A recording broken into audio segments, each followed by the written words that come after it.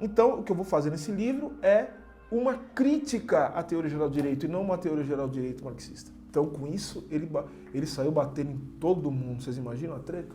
Ele bateu, o pessoal que está perto dele falou, ó, essas teorias, isso aí também está errado, porque não tem. Primeiro, eu já falei, ele pega o método do capital, portanto, o Marx ele busca compreender no capital a célula mater, né, da sociedade capitalista, que é a mercadoria. A mercadoria não é uma coisa, a mercadoria é uma relação social, ou seja, é uma forma, existe a forma mercantil.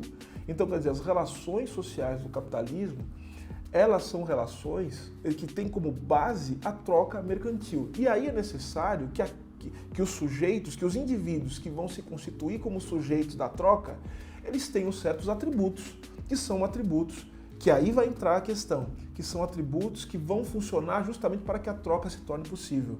Ou seja, os indivíduos na relação no capitalismo têm que ser constituídos como sujeitos de direito, necessariamente.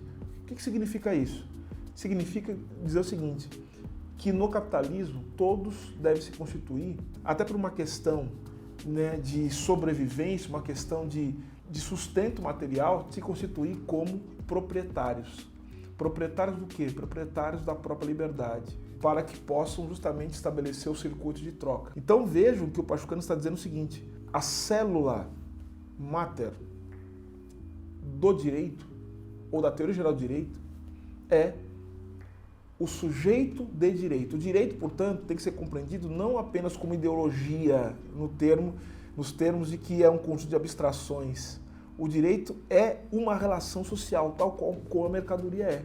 Então, a relação social que expressa o direito, na sua materialidade, é a relação entre sujeitos de direito, não é a norma jurídica, mas é a relação entre sujeitos de direito.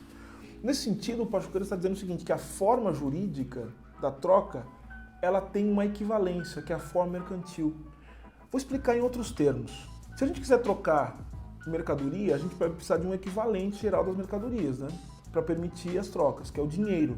Para que os sujeitos possam trocar-se e possam relacionar-se, é necessário também que haja um equivalente geral entre os indivíduos, entre as pessoas, que é o direito. O direito, portanto, é o equivalente geral, que faz com que todos os indivíduos se encontrem como livres e iguais para que a troca mercantil se torne possível.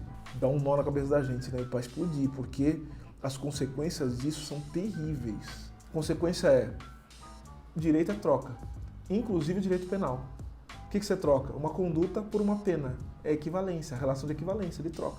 Vou ler um trechinho do Pachucanes, né? Para manter a tradição aqui. Olha só, que interessante. Para o Pachucanes, a teoria geral do direito é tal como a teoria econômica, né? São, na verdade, sumos, né? São, na verdade, substratos ideológicos do movimento real do capitalismo. E a teoria geral do direito ainda é pior porque ela é uma espécie de degradação da teoria econômica. Então vejam só o que ele vai dizer. Uma teoria geral do direito que não pretende explicar nada, que de antemão recusa a realidade factual, ou seja, a vida social, e lida com as normas, não se interessando nem por sua origem, uma questão metajurídica, nem pela ligação que estabelece com certos materiais de interesse, só pode, evidentemente, pretender o título de teoria no mesmo sentido usado, por exemplo, para se referir à teoria de xadrez. Tal teoria não tem nada a ver com ciência. Ela não se ocupa de examinar o direito, a forma jurídica como uma forma histórica, que esse é o ponto que ele coloca, pois, em geral, não tem intenção de pesquisar o que está acontecendo. Por isso podemos dizer, usando uma expressão vulgar, que desse mato não sai coelho. Isso aqui teve endereço, né? É tipo Puckelsen.